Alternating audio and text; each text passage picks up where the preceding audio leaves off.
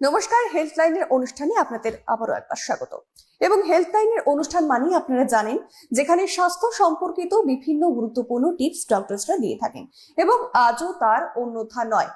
তবে আমরা বিভিন্ন বয়সের বিভিন্ন রোগের সমস্যা নিয়ে কথা বলি, তবে বাচ্চাদের সমস্যা যেটা বাচ্চারা বলতে পারে না, আজকে বাচ্চাদের কি কি সমস্যা হতে পারে তার মধ্যে একটি গুরুতর সমস্যা নিয়ে আজকের অনুষ্ঠানে আলোচনা করব। নমস্কার, আমি অভিনন্দা এবং আমার সঙ্গে রয়েছে আজকে হেলথ লাইনের অনুষ্ঠানে ডক্টর অরুন্ধতী বিশ্বাস, এমডি, সাইকিয়াট্রি। নমস্কার। নমস্কার। তবে আজকে যে বিষয় নিয়ে আমরা কথা বলবো, শিশুদের এডিএইচডির সমস্যা। প্রথমেই জানতে চাইবো যে শিশুদের এডিএইচডি সমস্যা আসলে কি? শিশুরা তো সেরকম ভাবে কিছু বলতে পারে না, সেক্ষেত্রে এডিএইচডি সমস্যাটা নিয়ে একটু বিস্তারিত জানবো। অবশ্যই। প্রথমে বলি যে আজকের দিনে দাঁড়িয়ে বাচ্চাদের মানসিক স্বাস্থ্য নিয়ে একটা সচেতনতা ক্রমবর্ধমান, সেটা মানতে হবে এবং সেটা খুবই ইতিবাচকমূলক।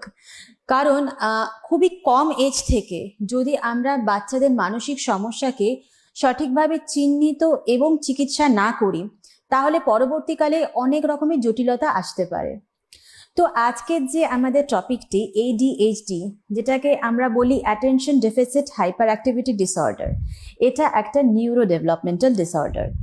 এবার নিউরো ডেভেলপমেন্টাল ডিসঅর্ডার মানে খুব কম বয়স থেকে এই রোগগুলি বাচ্চাদের মস্তিষ্ককে প্রভাবিত করতে শুরু করে দেয়। এবার আমি যদি বলি ADHDর ক্ষেত্রে কি, ADHDর ক্ষেত্রে 7 বছরের অনেক কম থেকেই আগে থেকে অ্যাকচুয়ালি এই রোগটি বাচ্চাদের মস্তিষ্ককে প্রভাবিত করে এবং এর ফলে কি হয়, গঠনগতমূলকভাবে অথবা কার্যকারিতার দিক থেকে মস্তিষ্কের বিকাশে বাধা ঘটে এবং তার ফলস্বরূপ স্পেশালি পড়াশুনোর ক্ষেত্রে, এছাড়া কোনো রকমের মনোসংযোগ করার ক্ষেত্রে, কাজে, অথবা সোশ্যাল মোটর স্কিলস, এইগুলোতে প্রভাব ফেলতে শুরু করে দেয়। মানে মস্তিষ্ক বিকাশের ক্ষেত্রে বাধাপ্রাপ্ত হয়, বিকাশ এবং কার্যকারিতা দুটোই। এবং মোটামুটি কোন এজ থেকে শুরু হতে পারে এই সমস্যা? যে কোনো, মানে 7 বছরের অনেক আগে থেকেই শুরু হয়ে যায়, মানে খুব কম বয়স থেকেই শুরু হয়। 4-5 বছরের বাচ্চাকে আমি দেখেছি। বাবা মায়েরা কিভাবে বুঝবে যে তার সন্তানও এই রোগে আক্রান্ত হয়েছে? তার জন্য সিমটমস, তো সেক্ষেত্রে সিমটমস বলে সেটার আমাদের কিছু ক্যাটাগরি আছে, ঠিক আছে। ফার্স্টে বলি যে এই অতি সক্রিয়তা বা চঞ্চলতা, যেটাকে আমরা বলছি হাইপার অ্যাক্টিভিটি। ওকে, তো এই হাইপার অ্যাক্টিভিটি সিমটমসের জন্য ফার্স্টে যেটা বাবা মায়েরা বুঝবেন বা মনে করবেন যে বাচ্চাকে নিশ্চয়ই কোনো একটা সমস্যা আছে, ডাক্তার দেখানোর দরকার আছে, প্রথমেই বলবো এক ধরনের মুভমেন্ট দেখা যায় বাচ্চাদের মধ্যে, যেটাকে আমরা বলি ফিজেটিং মুভমেন্ট। সবসময় হাত বা পা গুলো এরকম এরকম করে নাড়াতে থাকে, এটাকে আমরা ফিজেটিং মুভমেন্টস বলি। তো সেটা বসে থাকলেও করে, যেখানে মানে থাকবে, মানে ওরকম মুভমেন্টস করতে থাকবে। স্পেশালি বসে থাকলে এগুলো বেশি করে করে, ফিজেটিং মুভমেন্টস, হ্যান্ডসে, লেগসে, সব জায়গায়, ঠিক আছে। এবার একটা কমন কমপ্লেন, যেটা এগুলো মেইনলি লক্ষ্য করে স্কুলে, অ্যাকচুয়ালি বাবা মায়েদের পাশাপাশি স্কুল থেকে এগুলোর বেশি রিপোর্টস আসে। তো ফার্স্টে স্কুল থেকে যে রিপোর্টটা আসে যে বাচ্চা এক জায়গায় বসে না, মানে সিটে বাচ্চা বসে না। বাচ্চা ক্রমাগত ক্লাস চলাকালীন বা এমনি সময়ও সবসময় সিট থেকে উঠে যায়, উঠে গিয়ে পাশে যে বাচ্চাটি বসে আছে হয়তো তার চুল ধরে টানাটানি করছে বা তাকে বিরক্ত করছে। ক্লাস চলাকালীন হয়তো পেন গুঁজে দিল কানে, এরকমও হয়। বা যেরকম প্রেয়ার, যেরকম হয় আমাদের স্কুলে, যেরকম ক্লাস শুরু হওয়ার আগে যেন প্রেয়ার হতো বা লাইন করে দেওয়া হয়, বাচ্চারা লাইনে দাঁড়ায় না, ওই বাচ্চাগুলো লাইনে। তো প্রথমেই এটাই মাথায় আসবে যে খুব চঞ্চল, খুব দুরন্ত, সেক্ষেত্রে কি করে বোঝা যাবে ওই রোগটাতেই আক্রান্ত? এটাতে সবকিছুতেই বিষয়টা দেখা যায় যে স্কুলে বলো, বাইরে বলো, বাড়িতে বলো, কোনো একটা সেট আপে নয়, সব জায়গায়, বাড়িতে, স্কুলে, বাইরে নিয়ে যাও, যেখানে নিয়ে যাও, সবসময় একটা চঞ্চলতা। এই যে স্কুল থেকে কমপ্লেনটা আসছে, এটাই তুমি যদি বাইরে দেখো, বাইরে সেট আপে দেখো, তাহলে সেক্ষেত্রে বাড়িতে, বা তুমি ধরো বাইরে কোথাও ঘুরতে নিয়ে গেছো, বা তুমি হয়তো কোনো ডাক্তারের কাছেই নিয়ে গেছো, ক্লিনিকে নিয়ে গেছো, সে এক জায়গায় বসছে না, দৌড়োদৌড়ি করছে, ছুটোছুটি করছে, এক জায়গায় বসছে। সেক্ষেত্রে বড়দেরকে একটা কথা খুব বলতে শোনা যায়, এখন তো ছোট, বড় হলে ঠিক হয়ে যাবে, এই কথাটা কিন্তু খুব বলতে শোনা যায়। তারা একবারও মাথায় তাদের আসে না যে এটা কোনো রোগের কারণে হতে পারে। এক্স্যাক্টলি, এই জন্যই আজকের দিনে এইগুলো নিয়ে সচেতনতা খুবই জরুরি, কেননা এই রোগগুলি মানে স্পেশালি ADHD যদি তুমি ছোট বয়স থেকে ট্রিট না করো, পরবর্তীকালে অনেক সমস্যা আসতে পারে, যেটা আমি প্রথমেই বললাম যে অনেক জটিলতা আসে আগে থেকে যদি আমরা না জানি। সেক্ষেত্রে এই চঞ্চলতার পাশাপাশি আর কি কি সিমটমস হ্যাঁ। থাকতে পারে? এছাড়া চঞ্চলতার মধ্যে আর একটা যেটা আমি বলবো, যেটা মেনশন করা উচিত, মানে এটাও আসে খুব কমনলি, সেটা হচ্ছে যে বাচ্চা অতিরিক্ত কথা বলে। এবং অতিরিক্ত কথাটা এরকম যে স্কুলের ক্ষেত্রে আমি যেমন বলি, যেমন দিদিমণিরা বা স্যাররা যেরকম আমাদের বাচ্চাদের বলে যে আমি একটা প্রশ্ন করছি, বলো কি জানো, এটা বলো। হয়তো সে বাচ্চাটি জানে, বাচ্চাটা এবার 5 জন হাত তুলেছে যে আমরা বলবো, কিন্তু এই বাচ্চাদের ক্ষেত্রে সমস্যাটা হয় যে সে নিজের টার্নের জন্য অপেক্ষা করে না। উনি মানে যদি সে প্রশ্নটার উত্তর জানে তো ও আগেই বলে দেবে উত্তর। তো সে সেই ব্যাপারটা মানে চঞ্চলতার কারণে সে ওই নিজের টার্নের জন্য যে অপেক্ষা সেটা সে করতে পারে না। তো সেটাও একটা লক্ষণ চঞ্চলতা। আচ্ছা, এবার আসি যেটা হচ্ছে একটা মনোসংযোগের অভাব, ঠিক আছে, যেটা আমরা বলছি ইনঅ্যাটেনশন। তো সেক্ষেত্রে যেটা হয় বাচ্চাদের ক্ষেত্রে লক্ষ্য করা যায় যে পেরেন্টস বা টিচার্স এনারা যা কিছু বলছে বাচ্চাটিকে, সে সেটা মন দিয়ে শোনে না। যে মানে ছোট থেকে বড় যেরকম ডিটেলস আছে কথোপকথনের মধ্যে, সেটার মধ্যে সে অ্যাকচুয়ালি কনসেন্ট্রেট করতে পারে না কি বলা হচ্ছে তাকে। যে ইনস্ট্রাকশনস গুলো দেওয়া হচ্ছে সেটাও সে ফলো করতে পারে না। আর কোনোভাবে যদি কোনো রকম ভাবে একটু অ্যাটেনশন এলো, সেটা স্বল্পস্থায়ী হয়। এবং এই যে ইনস্ট্রাকশন সে ফলো করতে পারছে না, তার ফলে যেটা দেখা যায় যে কোনো একটা সে টাস্ক সেটা সে শুরু করছে, শুরু করার সময় সে প্রবলেম ফেস করবে, এবং যখন কোনোভাবে যদি কষ্টে শেষে সে শুরু করে নিল কাজ করাটা, শেষ করতে তার সমস্যা হবে, কেননা তার আগে তার অ্যাটেনশন চলে যাবে। তো এই বাচ্চাদের ক্ষেত্রে যেটা খুব কমন একটা স্কুল থেকে রিপোর্ট কার্ডে আসে যে বাচ্চা ব্ল্যাকবোর্ড থেকে যে হোম টাস্কগুলো সেটা সে তার পেপারে বা মানে খাতায় লিখে নিয়ে যাচ্ছে না, এবং যদি লিখেও নিয়ে যাচ্ছে তাহলে অসমাপ্ত হয়তো সে হোম টাস্ক করে আনছে, হয়তো একটু করেছে অথবা করেইনি। এটা 1 দিন 2 দিন নয়, প্রায় দিন। 1 দিন 2 দিন তো যে কোনো বাচ্চাই না করতে পারে, হয়তো দুষ্টুমি করলো, বাড়িতে কিছু হয়েছে, যে কোনো কিছু হয়েছে, করে নি 1 দিন। কিন্তু এটা যেটা হয় সেটা লং স্ট্যান্ডিং, সে করেই আনছে না, বা তখনই সেটা একটা সন্দেহের কারণ হয়ে দাঁড়ায় যে কিছু তো একটা সমস্যা আছে। আচ্ছা, এছাড়া যদি বলি যে যে সমস্ত অ্যাক্টিভিটিসে একটা লং স্ট্যান্ডিং আমাকে অ্যাটেনশন দিতে হবে, কনসেন্ট্রেট করতে হবে, সেই সমস্ত কাজ এই বাচ্চাগুলি করতে পারে না, সমস্যা হয় অ্যাটেনশনের সমস্যার জন্য। যে কোনো বাইরে থেকে যদি কোনো স্টিমুলাস আসে, কোনো রকমের উত্তেজনা, অল্পেতেই তার অ্যাটেনশনটা ডাইভার্ট হয়ে যায়। খুব কমন একটা তাদের ক্ষেত্রে সমস্যা দেখা যায়, প্রায়শই জিনিসপত্র হারিয়ে ফেলে। আচ্ছা, আজকে পেন হারিয়ে গেছে, কালকে বই হারিয়ে গেছে, খাতা হারিয়ে গেছে, এদিন হয়তো টিফিন বক্স হারিয়ে ফেলেছে। তো এইগুলো কেন হচ্ছে? প্রায়শই সে ভুলে যায়, কেননা তার অ্যাটেনশনটা ডাইভার্ট হয়ে রয়েছে, সে মনোসংযোগ করতে পারছে না কোনো একটা কাজ করার সময়, সেজন্য প্রায়শই হারিয়ে ফেলছে।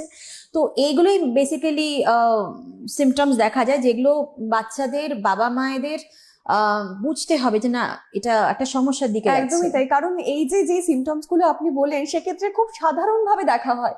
এই প্রত্যেকটি সিমটমস কে হয়তো অনেক বাচ্চাদের মধ্যে আছে, যারা দর্শক রয়েছে তারাও হয়তো রিলেট করতে পারবে, কারণ প্রত্যেকটি বাড়িতে বা বেশিরভাগ বাড়িতে এরকম চঞ্চল স্বভাবের বাচ্চারা রয়েছে, এবং তাদের মধ্যেও এই সমস্ত সিমটমস থাকতে পারে, কিন্তু হয়তো তারা সেটাকে গুরুত্ব দিচ্ছেই না, ভাবছে বড় হলে ঠিক হয়ে যাবে বা আস্তে আস্তে ঠিক হয়ে যাবে। তাদের জন্য কি বলবেন যে কতটা সতর্কতা অবলম্বন করা উচিত সেই সময় থেকে, অর্থাৎ এই সিমটমস গুলো দেখার পর থেকে? সতর্কতা তো অবশ্যই দরকার, কেননা যদি আগে থেকে ডায়াগনোসিস না হয় পরবর্তীকালে চঞ্চলতা আরো বাড়তে থাকবে। আজকে যখন সে দৌড়দৌড়ি করছে, পরবর্তীকালে সেই দৌড়দৌড়ি মাত্রা আরো বেড়ে যাবে, তখন কন্ট্রোল করতে পারবে না, পড়াশোনার ক্ষেত্রে সমস্যা আসবে, একাডেমিক যেটা পারফরমেন্স আছে সেটা ধীরে ধীরে ডিক্লাইন করতে শুরু করবে। রিপোর্ট কার্ডে আসবে যে হয়তো আগে বাচ্চা যতটা ভালো মার্কস পেতো এখন ভালো মার্কস পাচ্ছে না। সেটা আজকাল দিনে প্রচুর গার্ডিয়ানের সমস্যা, আমার বাচ্চা ভালো করে পারফর্ম করতে পারছে না, ভালো রেজাল্ট আসছে না, কেননা প্রতিযোগিতার যুগ। আজকে যদি একটি বাচ্চা যদি একটু 1%ও নাম্বার কমে যায়, পরের দিনই বাবা মার টেনশন হয়ে যায়, বাবা আমার বাচ্চার তো মার্কস কমে যাচ্ছে, পিছিয়ে পড়ছে। প্রতিযোগিতার যুগ আলটিমেটলি। তো সতর্কতা তো লাগবে আগে থেকে। এছাড়াও লাইফ রিস্কও তো থাকে না, এরকম দৌড়োদৌড়ি করলে যে কোনো সময় কোনো একটা ঘটনা। আমারই একবার হয়েছিল আউটডোরে, যখন আমি পোস্ট গ্রাজুয়েশন করছি। একটি বাচ্চা এতটাই চঞ্চল, সে দৌড়ে আমাদের যেটা কার্নিশ আছে, মানে জানলার কার্নিশে উঠে গেছে। তো তারপর তাকে নামানো হয়েছে। তো সেরকম লেভেলে যদি হয় সেটা তো ডেঞ্জারাস না, যে কোনো জায়গা থেকে ঝাপটা দিয়ে দিলে বিপদ হয়ে যেতে পারে। এবারে অত্যন্ত গুরুত্বপূর্ণ একটা প্রশ্ন, যে কেন এই সমস্ত বিষয়গুলো বাচ্চাদের মধ্যে আসে, অর্থাৎ এই যে ADHD এই সমস্যাটা কেন আসছে? কারণ অনেক আছে, ঠিক আছে, কারণ রিসার্চও চলছে এগুলো নিয়ে। কারণও অনেক আছে, তার মধ্যে যেগুলো আমি বলবো ইম্পর্টেন্ট সেগুলো আমি বলি। ফার্স্টে যেটা বলবো, যেটা আমি সব কিছুতেই বলি, যে জেনেটিক্স একটা অনেক বড় রোল প্লে করে। যদি বাচ্চার বাবা মার ক্ষেত্রে ADHD সমস্যা থাকে, হিস্ট্রি থাকে, তাহলে বাচ্চার ক্ষেত্রে অ্যাপ্রক্সিমেটলি দেখা গেছে 57%, আমি এটা আনুমানিক বলছি, 57% হায়ার রিস্ক থাকে বাচ্চাদেরও ADHD আসার। এছাড়া আমি যদি এবার আমাদের নিউরোতে ঢুকি, তাহলে আমি বলবো যে নিউরো অ্যানাটমিক্যালি যদি আমি দেখি, গঠনগত দিক থেকে বাচ্চাদের মস্তিষ্কের আমাদের কিছু ব্রেনের রিজনস থাকে, যেগুলোকে আমরা বলি dorso lateral prefrontal cortex, dorsal anterior cingulate cortex, orbitofrontal cortex, striatum, thalamus. এগুলো না ব্রেনের কিছু রিজনস। তো এই রিজনস গুলোতে আমাদের কিছু সার্কিটস থাকে, এগুলোকে আমরা নিউরাল সার্কিটস বলি। তো এগুলো হচ্ছে hyper activity circuit, attention circuit, impulsivity circuit. এবার এই সার্কিটগুলোর ভূমিকা কি, কেন আমি বলছি, যে সমস্ত ইনপুটস আসে বাইরের থেকে আমাদের ব্রেনে, সেই ইনপুটস থেকে একটা ইনফরমেশন প্রসেসিং হয় মাথার, আমাদের মস্তিষ্কে। সেই ইনফরমেশন প্রসেসিং থেকে সবকিছু আমাদের কিন্তু হয়। আমরা যে অ্যাটেনশন মনোনিবেশ করছি, কোনো একটা কিছু পড়ছি, কোনো একটা কাজ করছি, সবকিছু ইনপুটস থেকে যেগুলো আমাদের আউটপুট বেরোয় ব্রেন থেকে, সেগুলো দিয়ে নির্ধারিত হয়। এবার এই যে বাচ্চাদের, এদের এই সার্কিটস গুলোতে, এই যে 3টে সার্কিট বললাম, এখানে ইনফরমেশন প্রসেসিং এ গন্ডগোল হয়ে যায়। এবং এই ইনফরমেশন প্রসেসিং এ যখনই গন্ডগোল হয়, তখনই এরকম অতি সক্রিয়তা, যেটাকে আমি বললাম হাইপার অ্যাক্টিভিটি, মনোনিবেশ করতে পারছে না, কনসেন্ট্রেট করতে পারছে না, ভুলে যাচ্ছে, ঠিক আছে, এই বিষয়গুলো এই সার্কিটের সমস্যা থেকে আসতে পারে। তৃতীয় যেটা বলবো, যেটা আমরা ট্রিট করি, আমরা তো আর সার্কিট নিয়ে মানে ট্রিটমেন্ট করি না, সার্কিটের ট্রিটমেন্ট করা যায় না সেরকম, মানে সেগুলো সবকিছু অ্যাকচুয়ালি বলবো মিডিয়েট হয় নিউরো ট্রান্সমিটার দিয়ে, আমরা যেটাকে অ্যাকচুয়ালি ট্রিট করি ADHD-র ক্ষেত্রে, যেটাকে আমরা নিউরোকেমিস্ট্রির পার্ট থেকে দেখি। নরএপিনেফ্রিন এবং ডোপামিন বলে আমাদের কিছু নিউরো ট্রান্সমিটার আছে মস্তিষ্কে। এই নিউরো ট্রান্সমিটার গুলোকে, মানে যদি গন্ডগোল হয়ে যায়, সেই নিউরো ট্রান্সমিটার গুলোকে আমরা ফিক্স করি মেডিকেশনস দিয়ে। তো এই গন্ডগোল যখনই হয়, তখনই ADHD সমস্যাগুলো বাড়ে, এবং সেগুলো দিয়েই অ্যাকচুয়ালি এই নিউরাল সার্কিট গুলো প্রভাবিত হয়। তো আমাদের যে ট্রিটমেন্ট বাচ্চাদের দিয়ে আমরা প্রোভাইড করি মেডিকেশনস দিয়ে, অবশ্যই সেক্ষেত্রে আমরা এই নিউরো ট্রান্সমিটার গুলোকে অ্যাকচুয়ালি স্টেবল করি। তো এই নিউরো ট্রান্সমিটারের প্রচুর ভূমিকা রয়েছে ADHD-র ক্ষেত্রে।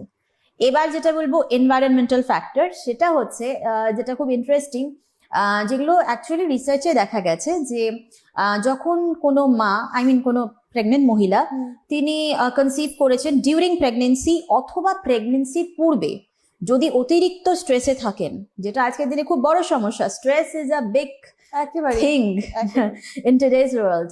তো সেক্ষেত্রে স্ট্রেস একটা বিগ ফ্যাক্টর। ডিউরিং প্রেগনেন্সি বা বিফোর প্রেগনেন্সি যদি অতিরিক্ত স্ট্রেস নেন, ডিউরিং প্রেগনেন্সি যদি অতিরিক্ত মদ্যপান, সিগারেট স্মোকিং এগুলো করেন, লিড এক্সপোজার বিভিন্নভাবে হয়। লিড এক্সপোজার অনেক ধরনের লিপস্টিকে দেখা যায়, দেখবেন লিড, রেড লিপস্টিক জেনারেলি যেগুলোতে হয়, সেগুলোতে লিডের মাত্রা পাওয়া গেছে। এছাড়াও অনেক ধরনের কেমিক্যালস থেকে লিড এক্সপোজার হয়। দৈনন্দিন জীবনে ইউজ করা হয় সেরকম জিনিসও লিড পাওয়া যায়, এবং সেটা যদি মাত্রাতিরিক্ত লেভেল একটা ক্রস করে যায়, সেখান থেকে লিড এক্সপোজার হয়ে, মানে সিগনিফিক্যান্ট লিড এক্সপোজার হলে, সেক্ষেত্রেও সেই সমস্ত মায়েদের বাচ্চাদের ADHD আসতে পারে। এবং আরেকটা যেটা বলবো, যে যাদের মৃগীর সমস্যা আছে, যে সমস্ত মায়েদের, তিনি যদি প্রেগনেন্সি চলাকালীন কিছু ড্রাগস আছে, যেরকম ফেনোবারবিটন বলে একটা ড্রাগ হয়, মানে অ্যান্টি এপিলেপটিক মেডিকেশন, মানে মৃগীর ট্রিটমেন্টের জন্য আমরা দিয়ে থাকি, সেই মেডিকেশনের এক্সপোজার থাকলেও বাচ্চাদের এডিএইচডি হওয়ার সম্ভাবনা থাকে।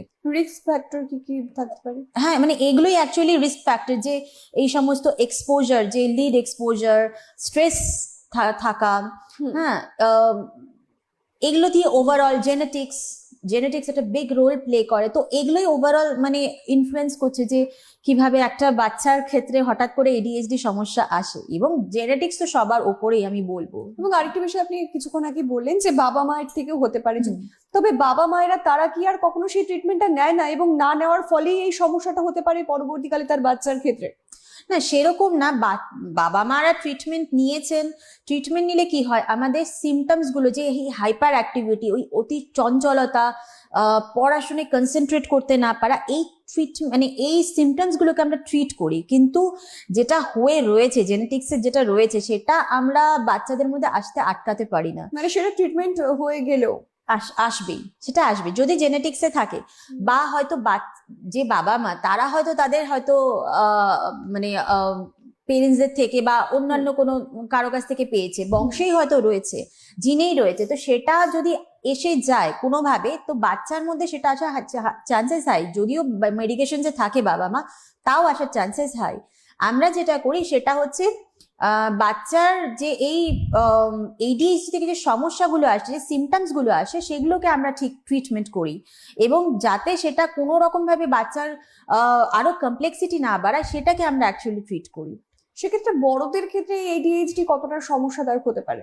অনেকটাই হয়, মানে অ্যাডাল্ট এডিএইচডিও ইজ ভেরি কি বলবো কমপ্লেক্স, এবং দৈনন্দিন বেসিসে লাইফস্টাইলকে অনেকটাই প্রভাবিত করে।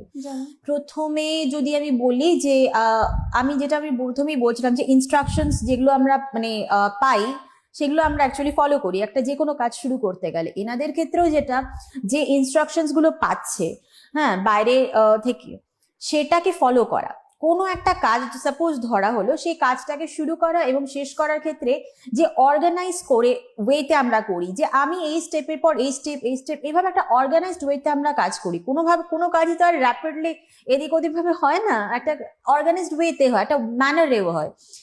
সমস্যাটা যেটা হয় যে এই যে কনসেন্ট্রেট করতে পারছে না, সেক্ষেত্রে কি হয়, এই অর্গানাইজড ওয়েতে কাজটা সে করতে পারে না, এক্সিকিউট করতে পারে না। এবার তোমার যদি একটা কাজ তুমি অর্গানাইজড ওয়েতে না করো, তাহলে কি সমস্যা হবে? তুমি একটা টাইম লাইন তো থাকে না, তোমাকে এই টাইম লাইনের মধ্যে একটা কাজটাকে শেষ করতে হবে, তুমি সেই কাজটাকে সেই প্রপার টাইম লাইনে শেষ করতে পারছো না, যার ফলে কি হবে, সে হয়তো ডেডলাইন মিস করে গেল, কাজের ক্ষেত্রে সমস্যা হয়ে গেল।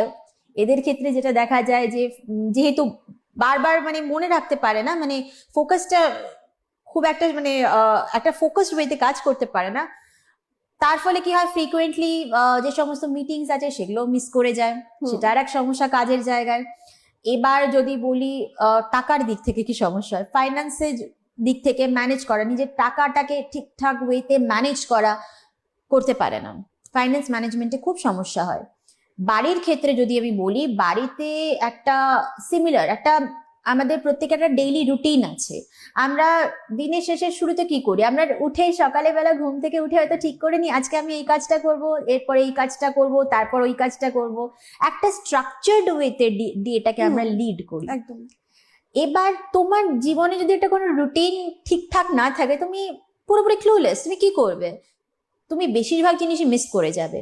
তো সেটাই হয় ওনাদের ক্ষেত্রে, যে তাদের স্ট্রাকচার্ড ওয়েতে ডেইলি রুটিনটা তারা ফলো করতে পারেন না, যার ফলে কি হয়, একটা মেস হয়ে যায় বাড়ির ক্ষেত্রে, কোনো কিছু প্রপারলি অর্গানাইজ করতে পারে না, একটা বিশৃঙ্খলা দেখা যায় বাড়ির ক্ষেত্রে। এছাড়া যেটা হয়, যেটা আমি বলবো যে সবার ক্ষেত্রে নয়, বাট ম্যাক্সিমাম এডিএইচডি যারা ভুক্তভোগী হন অ্যাডাল্টসরা, তাদের ক্ষেত্রে তাদের মধ্যে অ্যাডিকশনের সমস্যা এসে যায়, এবং সেটা হচ্ছে স্পেসিফিক্যালি আমি বলবো গ্যামলিং এর প্রবলেম একটা আসে, আর তার সাথে গেমিং ডিসঅর্ডার, যেটা আজকের দিনে খুব কমন, গেমিং ডিসঅর্ডার এবং গ্যামলিং দুটোর খুব সমস্যা আসে অ্যাডিকশন লেভেলে, একদম অ্যাডিক্ট হয়ে যায়। ঠিক আছে, সবাই নয়, এগেইন আমি বলছি, আমি জেনারেলাইজড করছি না, বাট অনেকের ক্ষেত্রে এটা আমি দেখেছি। এছাড়া যারা ড্রাইভিং করেন তাদের ক্ষেত্রেও একটা সমস্যা আছে, যেহেতু ভেতরে সবসময় একটা চঞ্চলতা কাজ করছে, যখনই ড্রাইভ করতে যায় রেকলেস ড্রাইভিং করে ফেলেন, এবং রেকলেস ড্রাইভিং করার জন্য যেটা সমস্যা হয়, যে ফ্রিকুয়েন্ট মানে রুলস ভায়োলেট, যেগুলো রোড ট্রাফিক যেগুলো রুলস আছে সেগুলো ভায়োলেট করা, সেখান থেকে একটা সমস্যা আসে। তার সাথে হচ্ছে বিভিন্ন রকমের অ্যাক্সিডেন্ট হয়ে যাওয়া, তো সেগুলো খুব কমন যারা অ্যাডাল্টস রয়েছেন ADHD তে ভুক্তভোগী। তো ওভারঅল সার্বিকভাবে যদি দেখো, কাজের জায়গায়, বাড়ির জায়গায়, ফিনান্সের দিক থেকে, পার্সোনাল লাইফে, সব দিক থেকে একটা রিস্ক ডেকে আনে ADHD, মানে attention deficit hyperactivity disorder in case of adults too. তো আমরা মেডিকেশন দেওয়ার আগে কিছু কিছু ডায়াগনস্টিক টেস্ট করাই, এবং সেটা হচ্ছে আমাদের কিছু টুলস আছে, যেরকম কর্নার্স বলে একটা টেস্ট হয়, সেটা এগুলো যে সব সাইকোলজিক্যাল টেস্ট, এগুলো কোনো ব্লাড টেস্ট, আমাদের কোনো ব্লাড ওয়ার্কস নেই। তো সাইকোলজিক্যাল কিছু টেস্ট আছে, যেরকম স্টুডেন্টস অ্যাডমিনিস্টার্ড বা পেরেন্টস অ্যাডমিনিস্টার্ড কর্নার্স টেস্ট, সেগুলো দিয়ে আমরা আরো আছে। এগুলো কি সব এজের জন্য নাকি পার্টিকুলার কোনো এজ? না, অবভিয়াসলি একটা এজ আছে, মানে একদম যে বাচ্চারা কথা বলতে পারছে না, সেক্ষেত্রে বাচ্চার বাবা মায়েরা তারা হেল্প করে দেন, ঠিক আছে। তো সেক্ষেত্রে পেরেন্টস অ্যাডমিনিস্টার যেগুলো হয় সেগুলোতে করে, এবং এগুলোর জন্য আমরা জেনারেলি সাইকোলজিস্টদের কাছেই আমরা রেফার করি বাচ্চাদের বা গার্ডিয়ানসদের, আমরা করি না, আমরা সাইকোলজিস্টের হেল্প নিই। সাইকোলজিস্টরা আমাদের এই টেস্টগুলো অ্যাডমিনিস্টার করে, ওনারাই আমাদের পুরোপুরি রিপোর্টটা করে দেন, এবং এই রিপোর্টটার ওপর বেস করে আমরা ট্রিটমেন্ট স্টার্ট করি। বিকজ আমরা মানে নিউরোসাইকিয়াট্রিস্ট যারা আমরা এবং সাইকোলজিস্ট, আমরা সবাই একসাথে একটা কোলাবোরেটিভ ওয়েতে কাজ করি। তো আমাদের দুজনের হেল্প লাগে, সাইকোলজিস্টদের আমাদের হেল্প লাগে, আমাদেরও সাইকোলজিস্টদের হেল্প লাগে। তো এভাবে আমরা ডায়াগনোসিসটা করি বেসড অন দিস টুলস। ওকে, তো এবারে অত্যন্ত গুরুত্বপূর্ণ বিষয়ে আসবো, যে ট্রিটমেন্ট কি কি অ্যাভেলেবেল রয়েছে এই বিষয়ে। হ্যাঁ, ফার্স্টে ট্রিটমেন্ট শুরু করার আগে আমরা যেটা করি, বেস ওয়ার্ক আমাদের যেটা থাকে সেটা হচ্ছে আমাদের গার্ডিয়ানসদের নিয়ে বসতে হয়। গার্ডিয়ানসদের কাছ থেকে আমরা একটা ডেটা নিই, সেটা হচ্ছে যে তার স্কুল থেকে যে সমস্ত রিপোর্টস আসছে, বা তার স্টুডেন্টসদের কাছ থেকে, তার যে পিয়ার্স যারা রয়েছেন তাদের কাছ থেকে কি কি রিপোর্টস আছে, বাচ্চাকে নিজে সে কতটা অতি সক্রিয়, তার যে সমস্ত সিমটমস আছে সেগুলোর একটা ওভারঅল একটা রিপোর্ট নিই।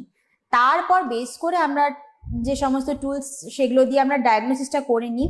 করার পর আমরা যদি দেখি যে না, সিভিয়ারলি ইম্প্যাক্টেড হচ্ছে বাচ্চা, সেক্ষেত্রে আমরা মেডিকেশন স্টার্ট করে দিই। মেডিকেশনসটা আমি আর বলছি না এখানে। মেডিকেশনসটা আমরা যেহেতু দিই, সেটার পাশাপাশি আমরা সাইকো এডুকেট করি।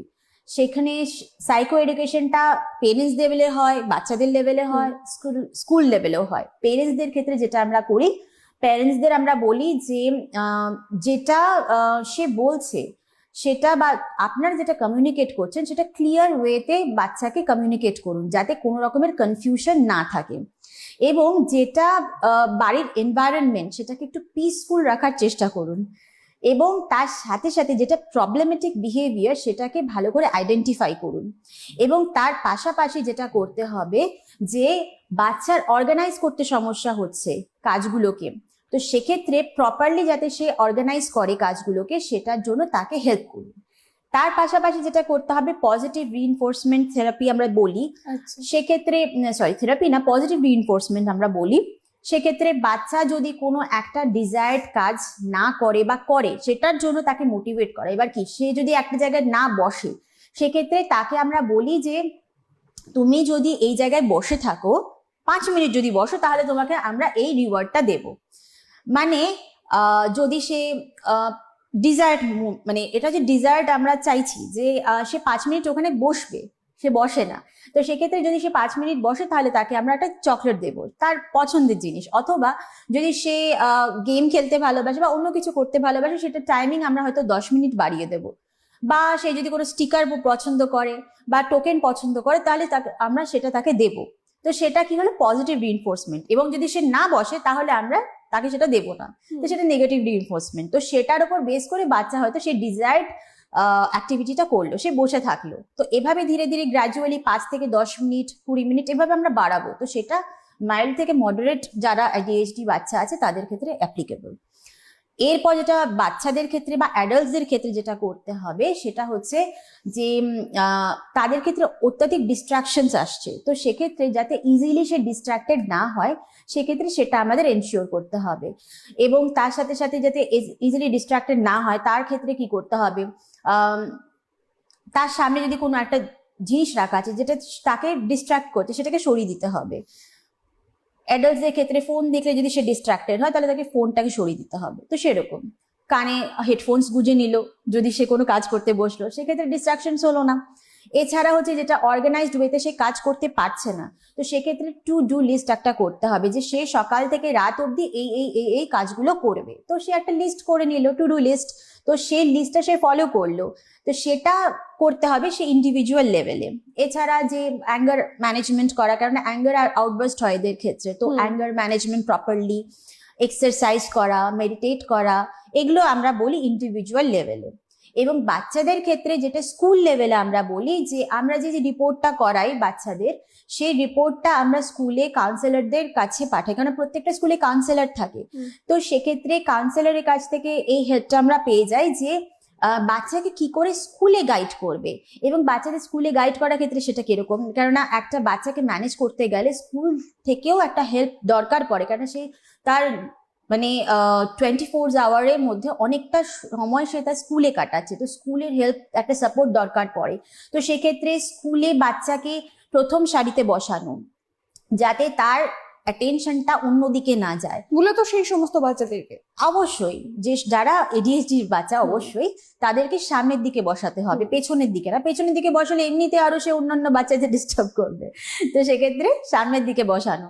এবং তাকে ক্লিয়ার ইনস্ট্রাকশনস দেওয়া, যেটা আমি পেরেন্টসদের ক্ষেত্রে বলি যে ক্লিয়ার ইনস্ট্রাকশনস দেওয়া যাতে কোনো রকমের তার কনফিউশন না থাকে স্কুলে টিচার্সদের তরফ থেকে। এবং যদি সে কোনো কিছু মিস করে যায় তাহলে সে বাচ্চাটিকে আবার, যদি সে বলে যে আমি এটা বুঝতে পারিনি, তাহলে তাকে আবার গাইড করা। এবং অবশ্যই প্রথম দিকে বসলে সে যে হোম টাস্ক গুলো লিখছিল না সেটা সে হোম টাস্ক গুলো লিখে বাড়িতে নিয়ে যাবে। তো এটা টিচার্সদের ক্ষেত্রেও খুব একটা সুবিধার জায়গা হয়ে যায় যে তিনি দেখতে পারবেন যে বাচ্চাটি আদৌ ওই হোম টাস্ক গুলো বোর্ড থেকে লিখছে কি লিখছে না। তো সেটাও সেক্ষেত্রেও স্কুলের তরফ থেকে হেল্প একটা হয়ে যায় বাচ্চার ক্ষেত্রে। বেশ।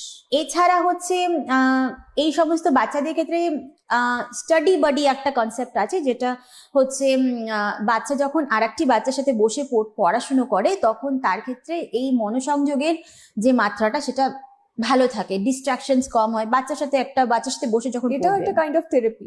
অবশ্যই থেরাপি ঠিক না, এগুলো সব সাইকো এডুকেশনের মধ্যে পড়ে।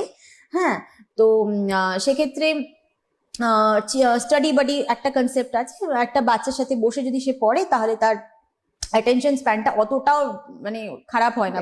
বাট এগুলো সবই মাইল্ড টু মডারেট যে সমস্ত এডিএইচডির বাচ্চারা তাদের ক্ষেত্রে অবশ্যই। আর তার সাথে হচ্ছে যে কোনো রকম ভাবে যদি বাচ্চাদের এই সমস্ত বাচ্চারা মানে এক্সাম দিতে বসাকালীন একটু এক্সট্রা টাইম প্রোভাইড করা, বিকজ অ্যাটেনশন সমস্যা যেহেতু আসে তো টাইমলি তারা কমপ্লিট করতে পারে না, তো ডিউরিং এক্সাম এক্সট্রা টাইম দেওয়া।